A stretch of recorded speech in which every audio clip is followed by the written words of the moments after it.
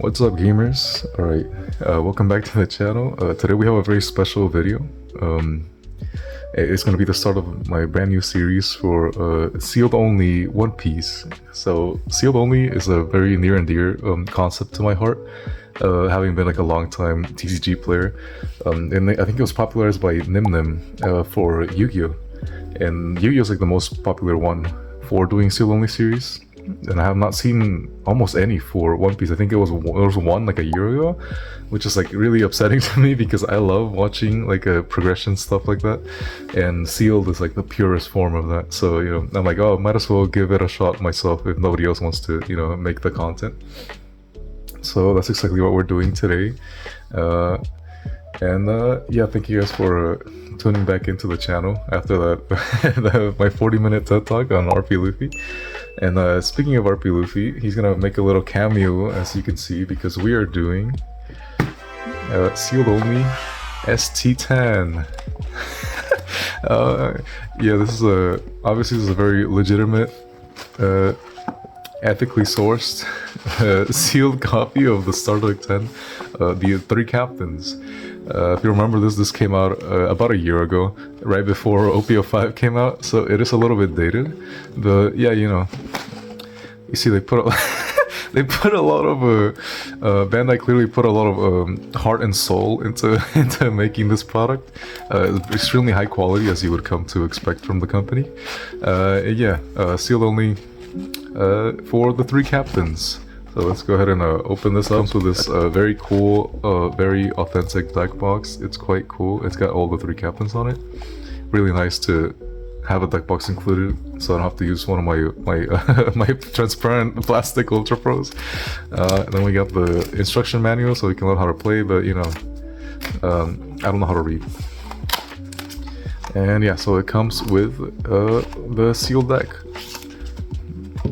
And yeah, we got a cool deck box out of that. So here it is. Very authentic. This is definitely an authentic opening for the series, obviously. I would not do you guys dirty like that.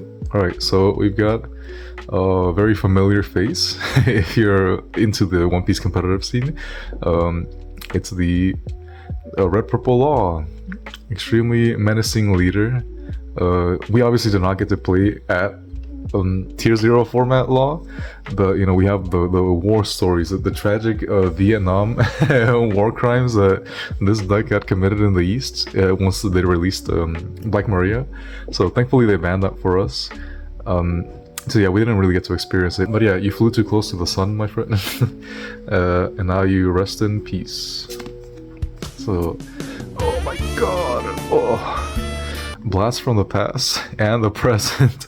We got the OG, my golden god, my glorious king, RP Luffy. Look at this man.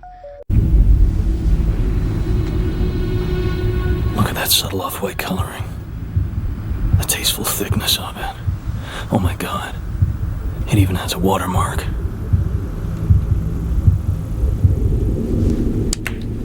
Something wrong? Patrick? You're sweating. God damn. Alright, anyways, and for the purposes of our video here, this will be the most important leader for us. So we've got the Red Purple Eustass Captain Kid. So he is a Red Purple 5k power leader and 5 life. So hey, that's broken, right? Every other fucking double color leader is only 4 life, or 3 life if you're a Chad like me. But there's a very special caveat that comes with that extra life, and that is the first line of text. It says, during your turn, if you have 4 more life cards, give this leader minus 1k power. Alright, so you get 5 life, but you're a 4k leader for the start for the start of the game. So not the most enticing. That line alone probably like drives off most people. But hey, if you played Rebecca, you played Vivi, you'll know that you don't gotta attack all the time. You can have 5 life. 5 life is epic, man. Just look at all the meta leaders. Everyone's meta because they have 5 life. Obviously, that's the only reason. So yeah, but what's really important here It's the ability that we actually want to have. It's a one attacking Dawn -1. So you can give this leader plus 2k power during this turn. So although he's a 5k leader on your turn, for the start of the game, you can sacrifice some of that Dawn, some of that that curve that you'll get to give him a power boost. Obviously, of the 3 leaders, USELESS Captain Kid is really the one that has been the most ignored. I think it's extremely underappreciated. This leader is really cool, especially because of like the new support that we got for OP09. So we got that 3-cost ramp kid. That's a 3-cost 5k. You'll draw a life card, and then you'll ramp 1 active. So you can both draw a card and get closer to turning off this forsaken ass leader ability. And also, probably the most important of the support cards is the 5-cost killer. So it is a 5-cost 5-cost 6k power, a 1k counter, and there's a on play Dawn -1. You'll be able to restand your kid leader, which is extremely cool because this ability, as you'll see, is not a once per turn. So you can swing with this once, minus a Dawn, plus 2k power, go to 7, right? Then you play the killer, -1 Dawn again, untap him, and then you'll swing again, minus a Dawn. So you get plus 4k power in 1 turn. So it's almost reminiscent of the Starter Deck 2 kid. Well, he has like the restand cooked into him, but obviously we need an extra card here. But that killer, it makes this deck so much cooler. You get to get so much more aggression with it, and I think that's probably like the heart and soul of the deck now, is that restand killer. So obviously it's not included in the starter deck because it just came out on OP09, but that is what we're striving for, and that probably will be like next week's opening some OP09, because it shouldn't be too hard to get those cards, to be honest. They're comments, I think. So, and there's a lot of really good super rares that we can get for the deck, so I'm really looking forward to that. But yeah, so this is gonna be our leader for the rest of the series, so get familiar with him. Yeah, he's super cool, extremely unexplored leader in my opinion. I think he really, like a full constructed deck of him could probably clear some of the meta decks, like maybe Shanks, because Shanks just kind of sucks his ass, and it's insane that deck keeps winning things. But yeah, kid leader. And starting with the characters, so we've got the 10-cost 11k rusher, Monkey D. Luffy. This is one of the original top end for red. And there is a once per turn, when your opponent activates a blocker, you can kill an 8k power or less character on the board. This is going to be our top end card for the deck. So the starter deck does come with 2 included. 2 copies of the 4-cost 5k power, 1k counter, blocker, Trafalgar Law. So a very infamous card because of the on-play ability. On-play, Dawn -1. If your opponent has 7 or more cards in their hand, you get to trash 2 cards from them at random. So this is the proto pudding of sorts. This card was a menace when it came out, man. Everybody was playing around it. If you're playing purple, everybody was just like scared shitless. You're like, oh, I gotta overcommit on this counter just so I don't get fucked with the law. Which, you know, history repeats itself. We got the pudding now. Like, we got 2 of this. So 2 of the blocker law. Then we got needs no introduction, USELESS Captain Kid, 7-cost 8k power, on play and when attacking Dawn -1, your leader gains plus 1k power until the start of your next turn. So really good top end card. Very powerful attacker as a board presence. You want to see this on curve at all times, even though you're going to be minusing from this and minusing from your leader ability. I think having this on board is so crucial for the game plan. 2 copies.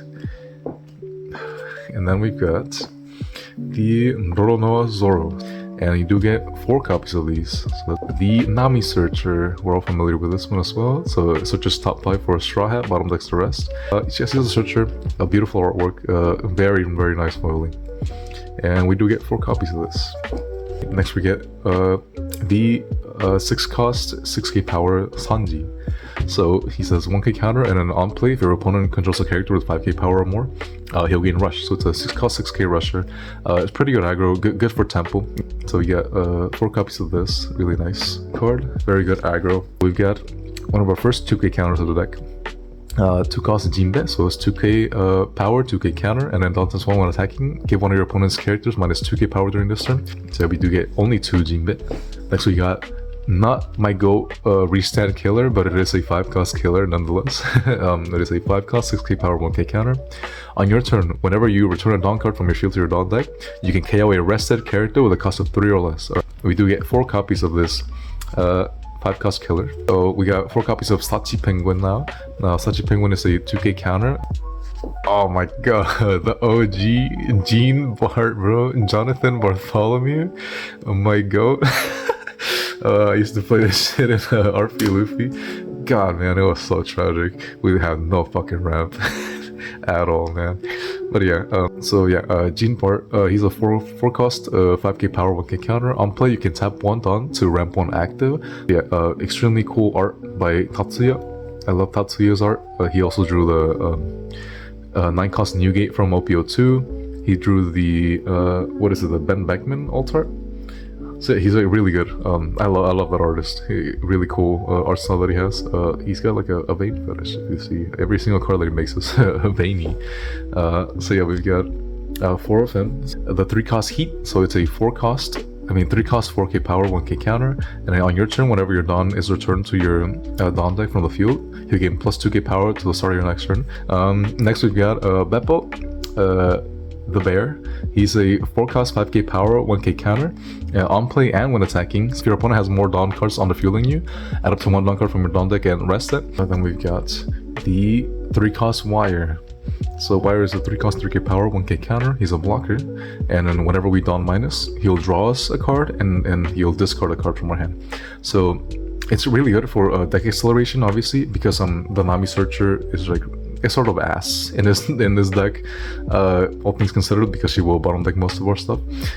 So this is probably going to be what we rely on the most for the accelerating our deck, you know. So if the more we lead our ability, the more we'll be able to see cards from our deck. Now we're moving on to the events. So we got Gum Gum Giant Sumo Slap. It is a 1-cost 2k counter, as most 1-cost events are, but it's got the added bonus of KO one of your opponent's characters with 2k power or less. Next we got some removal. We got 5-cost Gum Gum Kong Gatling. So it's got a main ability that will kill one of your opponent's characters with 7k power or less. So it can get rid of like a Ben Beckman, 7-cost Hanji. It can get rid of a Rob Lucci, anything with 6k power, obviously. And then we got 3 copies of Punk Vice. Look at this ramp spell. Crazy.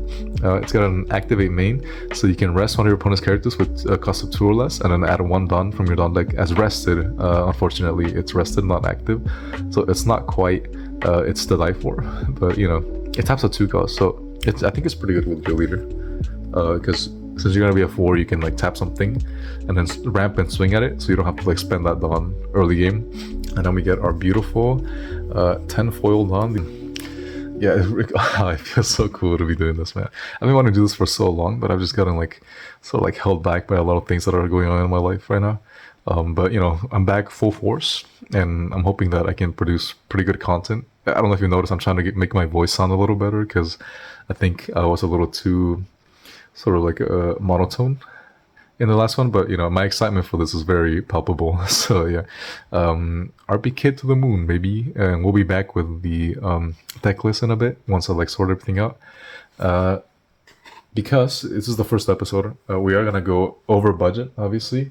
I mean, you know, I already spent so much. This is like a premium Star Deck, you know. Have you seen the fucking prices on the secondary market, bro? It's crazy. So, you know, obviously we only get 2 of like some of our best cards. So I did want to get 2 Star Decks. So I I splurged a bit, you know, and I got a second one. Look at that. Damn, this one dropped in quality a lot, man. They really gotta fire that guy in the quality assurance team, man. But yeah, so we got 2 Star Decks. We'll get whatever cards we need out of this one, and then I'll come back with a deck list. And yeah, that's all for now. Alright, so we're back with the sleeved up deck. I did do some testing before this, because I'm trying to get, you know, sort of like the best list I can possible for the series. Even though, I mean, it's just, I'm only dealing with cards from 2 1-year-old Star Decks. But, you know, there's some good cards in here, some, you know, lackluster ones. I definitely changed my prior list that I had. I had like a sort of like a draft build of this that I took to some testing with, and it did not perform as well as I had intended. You know, I think I definitely overestimated how much Dawn I would be at all turns. So yeah, you'll see what one of the changes. I cut 2 of the Luffy I was running 4 originally, because you know, obviously, you know, you only have 2 top-end cards in this deck. So I'm like, oh, we're gonna max out on the 4 Luffy, 4 RP Kid, obviously. But yeah, it turns out that 4 Luffy bad when you have no way to ramp. So yeah, so well, we have our beautiful leader, of course. And just put him to the side. I'm gonna try not to waste too much time because I already spent like 20 minutes talking about the set list. So yeah, we're starting off with the top end. So we've got 2 of the Rush Luffy. So yeah, really good top end, but unfortunately we don't really get to 10 that often, from what I've noticed. Then we've got the Eustass Captain Kid. Obviously we're playing for this. This card is amazing. I want to be seeing this all of my games, and during testing I saw it maybe once out of like 5 matches. So yeah, hopefully at some point in the future I would open OP05 so I can get that Searcher Killer, because yeah, not seeing this card was very detrimental to not only my play but my mental well-being. Then we're playing for the Sanji, so just for the aggro it has counter, you know, it's a good stat line, and it's a rusher, so we're playing 4 of it. Then we got 4 killer. Alright man, real talk, this card is fucking ass. It's so dog shit. The fact that, you know, it's like deceptively good. It sounds so good on paper, and then you start like conceptualizing it like within a match, and it's fucking, it only pops a rested character with a cost of 3 or less. So there's so many times where I was like, oh yo, I can pop this Hongo, bro, on curve. Nope. I was not actually able to.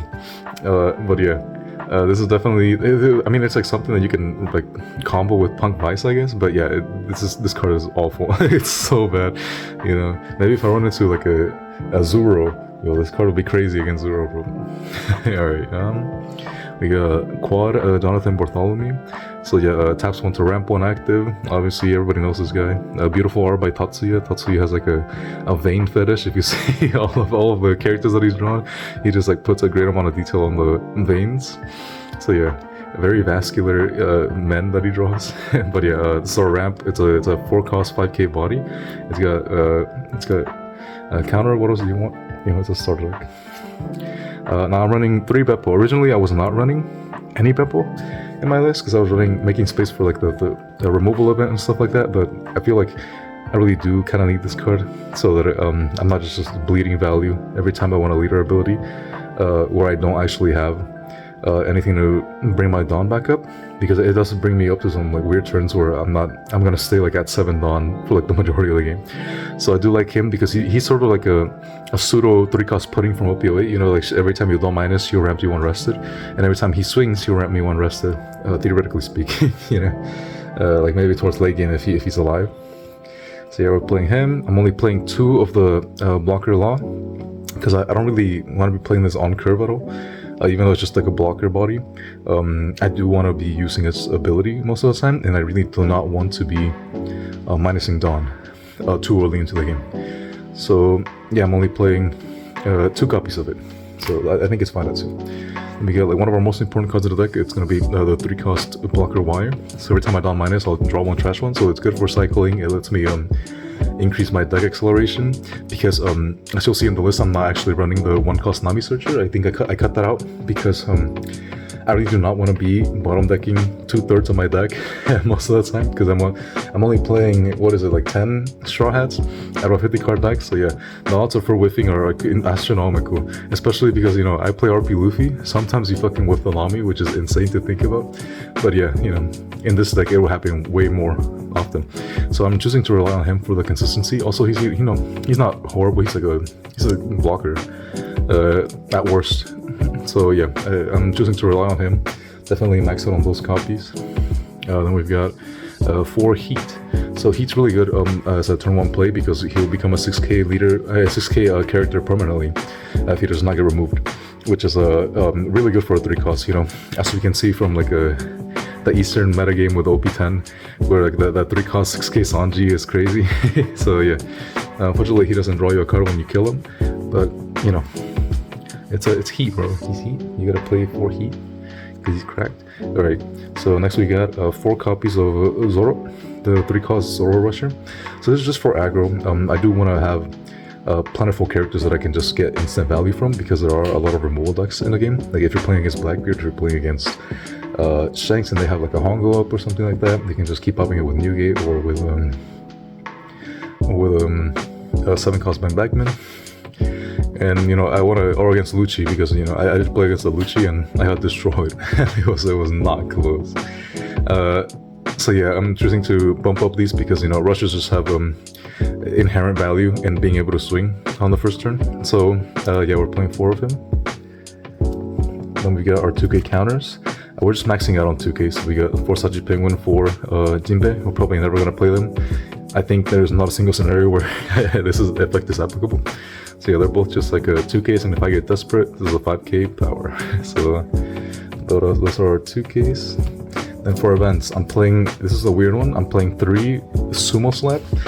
This is a pretty early removal. It's just a counter, so you know, probably if I'm going second, I guess it would be a better application. So turn 1 they have played a Searcher. If we're playing against Shanks, they probably play like a Building Snake or something, so I can just like pass with 2 on up, and whenever they swing on me, if they play like the Building Snake or the Searcher first, I can just pop it immediately. So it does get me a little bit of value early game, and also it's just like a 1 mana counter. So, and I feel like I do want some more counter because I'm only running 8 2ks, and this is not the most resilient deck. So yeah, we're playing 3 of him. Unfortunately, no counter. I mean, no trigger ability, but I guess it's not really too much. And now, this is probably the best card in the deck, other than the 7 cost kid. So Punk Vice lets me tap a 2 cost and then ramp 1 rested. I wish it ramped me active, but it does not. Anyway, this is really good. Extremely good early game, because you can tap down one of those searchers or whatever they played that's like a 2 cost or less. And then because my leader will always be 4k power on my turn at the beginning of the game, I can just use this to ramp 1, and I can swing the 4 at whatever I tapped. So if I swing at an Uta, I can swing at an Uta Searcher, I can swing at a Law Searcher. And this way I'm not like hemorrhaging value if I'm just like trying to swing at leader and then -1 Dawn. This way I can ramp without having the minus, and I can still get the full value out of my leader. So I really like this at 3. Also, it has a trigger it has a trigger for ramping active, which did come up a little bit because we are a 5 life leader, so we do get more access to cards from our life and more trigger ability. So yeah, that's the best list that I possibly could make, I think. And yeah, we'll take this to locals tonight. See how we do. Hopefully I don't get fucking bodied. Alright, so we're at the first round of locals here, playing against Lucci. I think this is a pretty interesting game because it sort of showcases how a very seemingly minute misplay can have like seriously detrimental effects towards like the long run of a game. So for example here, I feel like I throw away a pretty good lead. We end up starting off with a Punk Vice to tap their Searcher, being able to ramp and get as much value as possible from our leader ability. So I think this is probably one of our best turn 2s possible going first, because now next turn we're going to be going to a 6 Dawn, and it's going to be pretty good here because he's going to swing here. As you can see, I'm just going to take that because I want to get down to 3 life so that I can be a 5k leader. Then he's going to play the Rebecca, play out the Brook, which is really good for us because we do have the 5 cost killer in hand. So this is probably the only time this card's ever going to get as much value as it really could.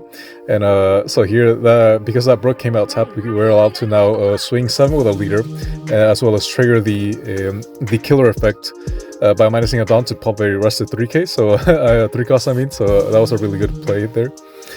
So this is, as you can see, we're off to a very good start, but I do make a really crucial error on turn 4, as you'll see here. So right now he's just gonna very easily be able to clear this killer, unfortunately, so he's gonna swing with leader. We're just gonna take this obviously because I do want to accrue more cards in hand, and then he's just gonna minus that, pay 1 for the sub sheep, and then just pop it with Lucci.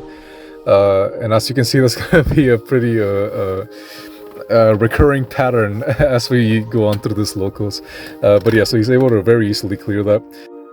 So here's the very crucial turn where I make a very detrimental misplay that actually ends up like snowballing into causing us to lose the game pretty heavily, and it's kind of disappointing because we had such a good start. I feel like this game sort of showcases how good of a start you can really have with this, like possibly maybe like the best possible start that you can muster out of a deck like this. So I'm gonna be swinging 6 here, beginning to try to pressure life a bit because I do kind of fear like the upcoming Moria turns and stuff like that. So I'm gonna swing 6, he's just gonna block that, then I'm gonna play the 3-cost Zoro, and then just poke up life again. You know, I'm just trying to get cards out of his hand, trying to sort of decrease his life, maybe pressure him a little bit, but then he does in fact end up triggering the Ice Stage, which, you know, is sort of annoying, as if I needed any more help losing. And now this right here is the game losing play here. So I had an option between developing another body or just playing out the Punk Vice and ramping one so that I would be at 10 on my next turn,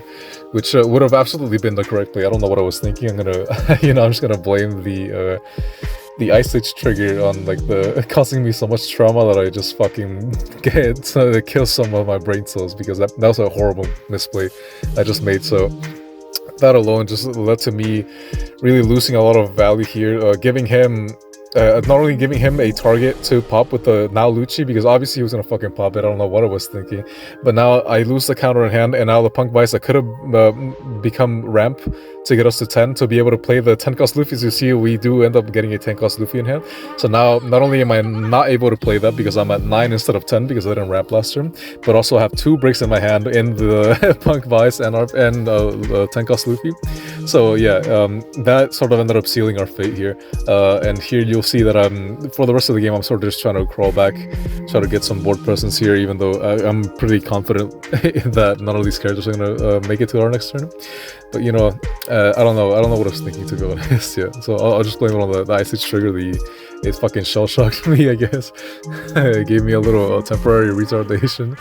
But yeah, so I do like this game for showcasing that very minute misplays can actually have really lasting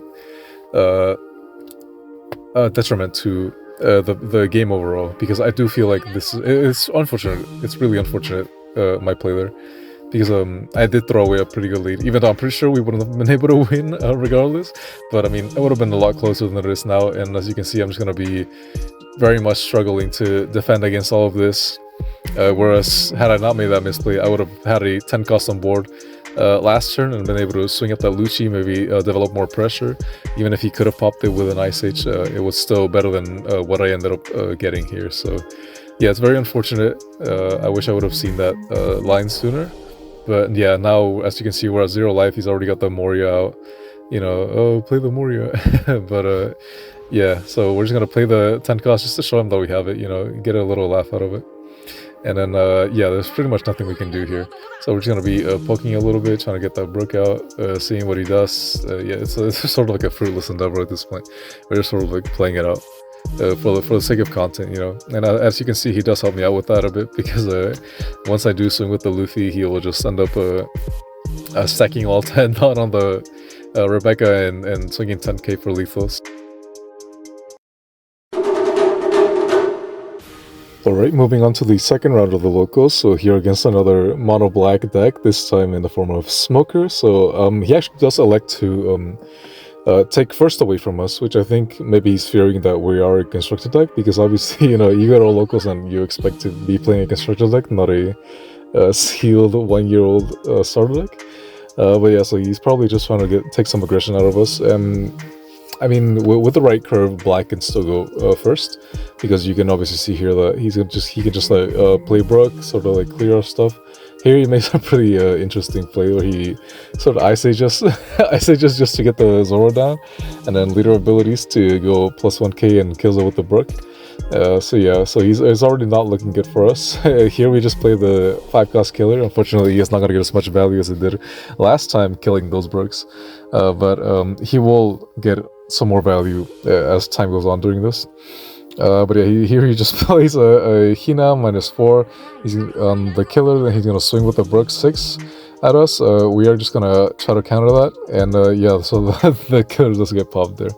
So it's quite unfortunate that against all these black decks, they just have so much removal, and I can't really keep up with that at the point that we're at right now. There really isn't any KO protection or any sort of that, and we don't really have too much rush to be able to get much value out of our cards before they get popped, which is quite unfortunate. And hopefully we can amend that rush issue at some point later on, probably maybe in a couple of weeks, because I do plan on opening the new SC21, as those cards are really good for our strategy. They do help us get a lot of more rush value, which is very necessary, as you can see, when locals are played with so much black. So I think it would be very crucial for us to try to get more rushers into our deck. So yeah, he's just gonna -1 again on this killer here, and then I did want to play the killer because I do want to get the extra value out of him to pop that Brook. So because I had the choice to play the 7-cost kid a turn sooner, but I just felt like if I left the kid on board, I mean the Brook on board, he would just very clearly and easily kill it.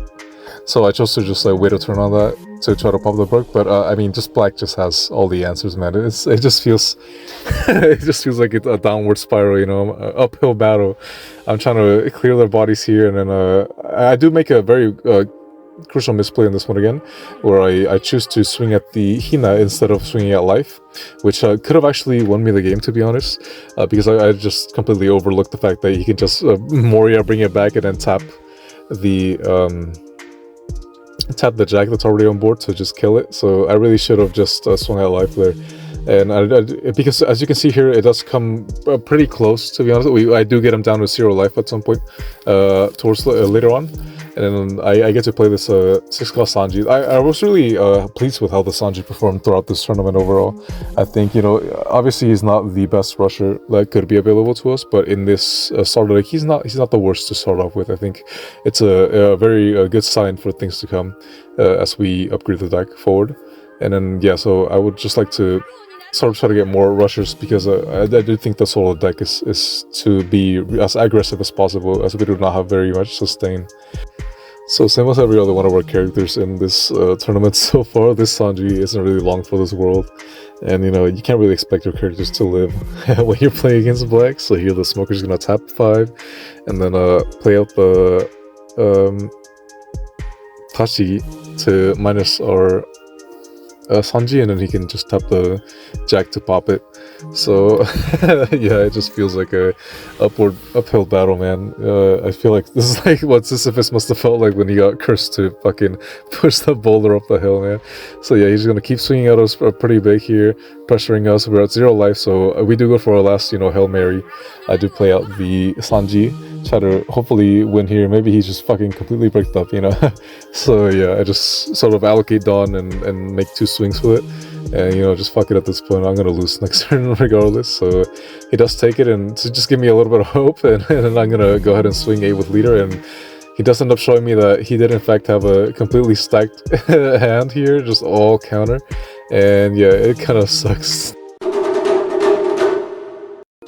Alright, and we are at the 3rd and final round of the tournament, or at least the last round that I played. There was indeed a 4th round, but I did end up getting a bye, so hey, we take those, man. Technically, we went 1-3, so not a complete failure.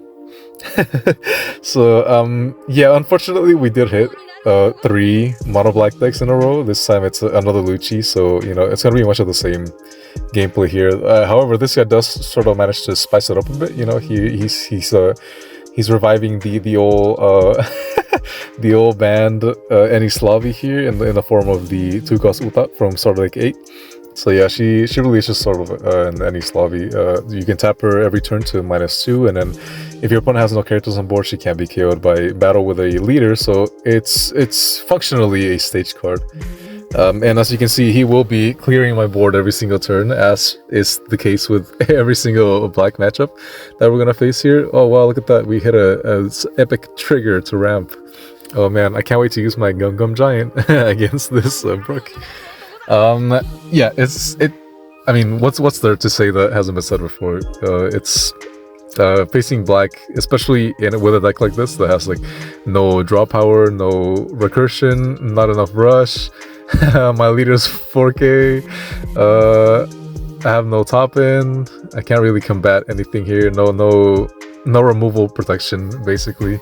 Yeah, we just get sort of shit on by any removal decks at this point. And even though I keep saying that it's unfortunate that we only faced mono black decks, I feel like had we faced maybe like a Shanks or something, it would have probably played out the same, to be honest, because Shanks does play the 7 cost Ben Beckman and the 7 cost Newgate and Rayleigh, so Rayleigh would have fucked us also. So really, we just need better and faster cards, you know. We just gotta wait for that damn SC21 so we can get some rushers, and then the 5 cost Luffy's gonna carry me to victory, obviously. That's all we're missing here. Yeah, so yeah, not much left to say. I do try to struggle a bit, you know. As you can see, my hand is very depleted by the end of the game, and I'm just sort of kind of playing it out for the content, to be honest, just to get I gotta get that 20-minute watch time, man, so I can get this ad revenue. As you can see, my channel is obviously already monetized, and I'm already making millions of dollars off of this, and can retire early. But yeah, so we did end up playing another Lucci, and he is indeed bodying us at this point. There's not really much to say here. Yeah, I think I definitely learned a lot when I was playing this tournament. I was able to learn that I really need to be more aggressive when I'm playing a leader like this. You know, I'm not really used to playing super aggro. I mean, my RP Luffy list is sort of aggressive, but not to the point where I'm just trying to like ignore board completely and swing face all the time, which I feel like it definitely felt like that's what I should have been doing in these games. So I will try to implement that forward and apply it as we move on to next week's locals and stuff like that. And despite my very sort of pessimistic commentary over this, I am in fact very happy and glad to be doing a sealed only series of my own. I never really thought of myself ever becoming a, I guess, content creator, you would call it. But yeah, I am having a lot of fun with this, and I do really hope that you guys are too, and you know, sort of can feel my excitement as I talk about this. And I hope that you'll stick around for the upcoming weeks as we continue to sort of burn away my hard-earned money to purchase some sealed product that will surely give us zero to no return. But you know, we do it for the sake of the game, and the grind never sleeps, as neither am I, as it is currently almost 2 a.m. as I'm recording this voiceover, but I had to get this video done before Monday. So yeah, I hope you'll enjoy the content, and yeah, let's just finish getting bodied by this Lucci real quick so we can get to the end of the video.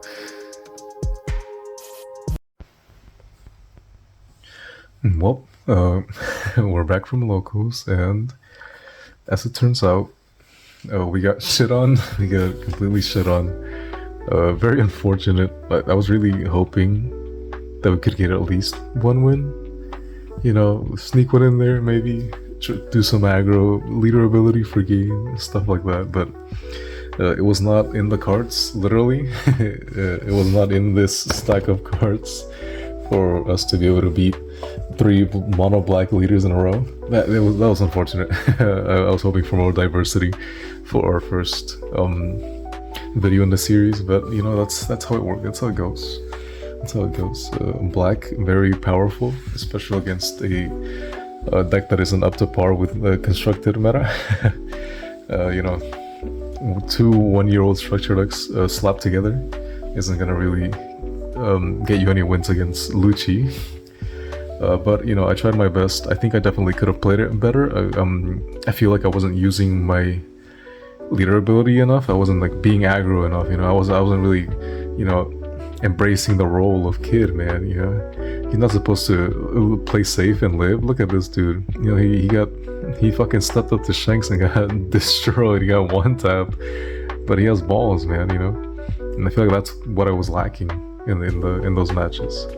So definitely for our next local, I'm gonna try to embody that you know, that courage a little more. Try to swing more aggressively, because I feel like I definitely could have stolen at least one game off one of those black decks. Had I just been a little more aggro, I'll try to be better at that. You know, I'm not used to playing a 4K leader. You know, switching from RP Luffy to this is such a like drastic juxtaposition. You know, I'm not very comfortable with it yet, but you know, I'll practice a little more. I'll get more used to it. But you know, all right, and it's not all lost. You know, we still have our one participation pack that we get from entering the tourney. So there is exactly one card that is useful for us in this, and that's Hitokiri Kamazo, the 2K counter. So hopefully, you know, there's a light at the end of the tunnel. We'll rip this right now. Please be purple. I'm begging you. That doesn't look like it's purple. Oh, is this pudding? Oh no. He's here to remind me of my failures. Well, we got this Kaku. We can't use it. But you know what? It's alright. Because next week, we finally get to open some real product. Some very cool product. And you know, as it happens, it's already here. So, we'll be opening these in the next video. Hopefully we get the cards that we need to upgrade the deck. I still had fun, I think. I still had a pretty good time. Like, my opponents were chill. So we just got to talk, you know. They got a laugh out of it. I got a laugh out of it. So it's not all loss. Not all negatives. So yeah, next week we'll be opening some packs. And hopefully upgrade the deck. I don't think it should be too difficult to pull the cards that we need. Because all of the support for this deck is like commons. And then all of the supers are red and purple. So they're really good for the deck. So yeah, thank you for watching me bash my head against the wall for like however long this video turns out to be. And yeah, I'll see you next week with